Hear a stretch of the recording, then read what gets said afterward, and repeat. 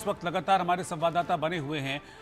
जावेद, अपनी बात पूरी आप कीजिए। और ये जो कनेक्शन है ये बहुत डीप तक एस्टेब्लिश होता हुआ दिख रहा है, ऐसा नहीं है? क्योंकि 5 स्टार होटल्स में रुकना, वीवीआईपी ट्रीटमेंट मिलना, बड़े अधिकारियों से मिलना, बड़े मंत्रियों तक एक्सेस, आईएसआई तक एक्सेस, यानी कि ज्योति और जासूसी की जो जड़ें हैं ये बहुत गहरी घुसी हुई हैं पाकिस्तान में।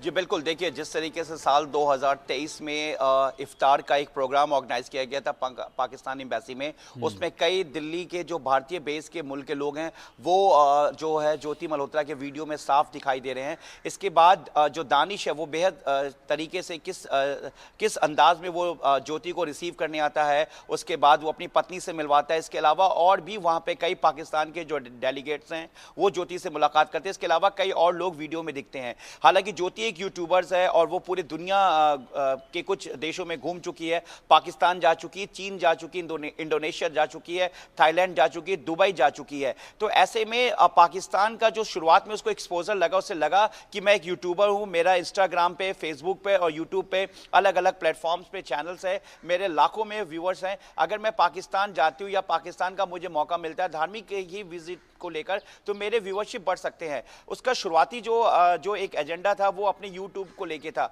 लेकिन जिस तरीके से दानिश से उसको इंटरेक्शन हुआ, उसके बाद दानिश ने उसको वीजा में मदद की और खुद वो पाकिस्तान हाई कमीशन में वीजा के डिपार्टमेंट में था। जो जानकारी मिली उसके बाद दानिश लगातार फिर ज्योति को अपने ट्रैप में लेता है, क्योंकि ज्योति की बातों से आप वीडियो में रोहित देख सकते हैं कि वो किस तरीके से काफी अपने फ्यूचर को लेकर, अपने चैनल्स को लेकर कितने एक्साइटेड थी। उसकी बॉडी लैंग्वेज साफ बताती है। तो कहीं ना कहीं दानिश है उसने वीजा के बदले जो ज्योति है उससे उसने एक एग्रीमेंट किया होगा इंटरनल तरीके से कि हम तुम्हें पाकिस्तान भेजेंगे, हम तुम्हें कई बार भेज सकते हैं, तुम्हें वहां कई एक्सपोज दिला सकते हैं। इसी का नतीजा है कि वो पाकिस्तान की एक इंटेलिजेंस अधिकारी के साथ वो बाली भी घूमने गई थी, इंडोनेशिया गई थी, इसके अलावा और भी कुछ कंट्री जा चुकी है। वो लगातार जो है वहां के लोगों के नंबर्स को दूसरे नाम से सेव करी थी। आखिर इसके पीछे का इंटेंशन क्या था? कहीं ना कहीं दानिश ने पूरी तरीके से ज्योति को अपने ट्रैप में ले लिया। और ज्योति नहीं, ज्योति के अलावा जो अरमान है नू का, उसने पूरे भारत के जो सिम है, जो दिल्ली और एनसीआर का जो सिम है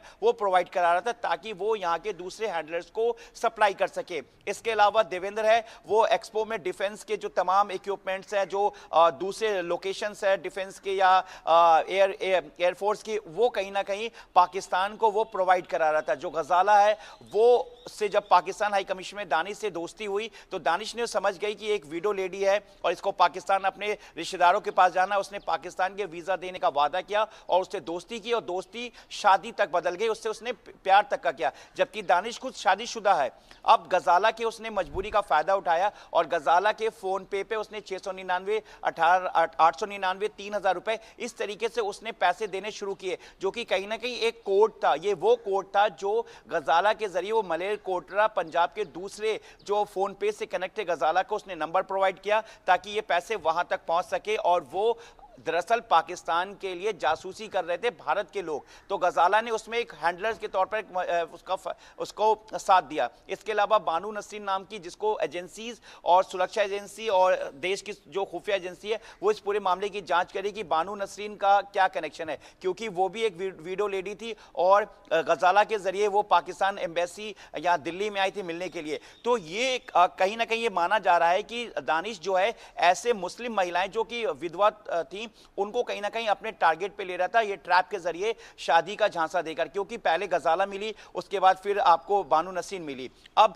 जो यामीन है, यामीन जो है वो हवाला के जरिए इंडिया में पैसे का ट्रांजैक्शन लेन देन कर रहा था आपको दानिश के लिए। यानी कि दानिश एक अकेला ऐसा पाकिस्तान की तरफ से यहां पर पाक एम्बेसी में वीजा के नाम पे एक वैसा अधिकारी था जो बेसिकली यहां पर हिंदुस्तान में ऐसे लोगों को आइडेंटिफाई करके ट्रैप के जरिए, शादी का ट्रैप करके, प्यार के झांसे में, पैसे के झांसे में ट्रैप करके वो यहां पर फैक्ट्री तैयार कर रहा था। और एजेंसी सूत्रों की माने रोहित, तो ऐसे कई और आइडेंटिफाई होने जासूस अभी बाकी हैं। सिर्फ ये 6 लोग नहीं हैं। ऑपरेशन सिंदूर के बाद जिस तरीके से भारत और पाकिस्तान के बीच तनाव बढ़ा, भारत ने जिस तरीके से 26 बेकसूर लोग जो पहलगाम में मारे गए थे उनके जवाब में एयर स्ट्राइक को अंजाम दिया। 9 लोकेशंस को उन्होंने तबाह कर दिया जहां पर जैश ए मोहम्मद, लश्कर तौयबा, हिजबुल मुजाहिदीन, अल उमर मुजाहिदीन जैसे कई आतंकी संगठन का कैंप चल रहा था, जिसमें हमास के भी जो आतंकी थे वो यहाँ पर आके ट्रेनिंग दे रहे थे, जिसका जो एजेंसीज ने खुलासा भी किया है। तो एयर स्ट्राइक में ये 9 लोकेशंस को पूरी तरीके से भारत ने बर्बाद कर दिया, तबाह कर दिया। अब जहां एक बीच तनाव बढ़ा हुआ था, वहीं मई में ही, यानी कि अप्रैल में ये इंसिडेंट हुआ है और मई में मिड मई में दानिश जो है यहां से भारत छोड़ के पाकिस्तान भाग गया। लेकिन इसके पीछे दानिश जो एक तरह से जासूस का जो मॉड्यूल चला रहा था, जिसमें विडो लेडी, यूथ लड़के और सिर्फ मुस्लिम नहीं, इसमें अदर्स कम्युनिटी के लोग को भी वो टारगेट कर रहा था, क्योंकि ज्योति एक तेज तर्रार लड़की थी, वो पूरी दुनिया घूम रही थी, वो एक यूट्यूबर थी, इन्फ्लुएंसर थी, तो दानिश ने उसको दूसरे तरीके से मॉड्यूल को इस्तेमाल किया।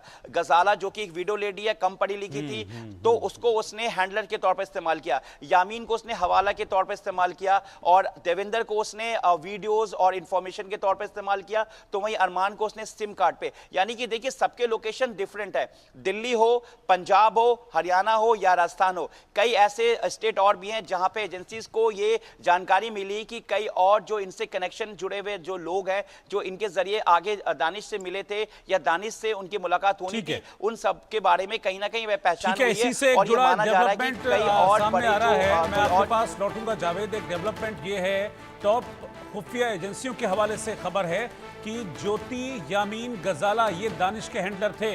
इसके अलावा देवेंद्र और अरमान के नाम भी सामने आ रहे हैं, ये भी दानिश के संपर्क में थे।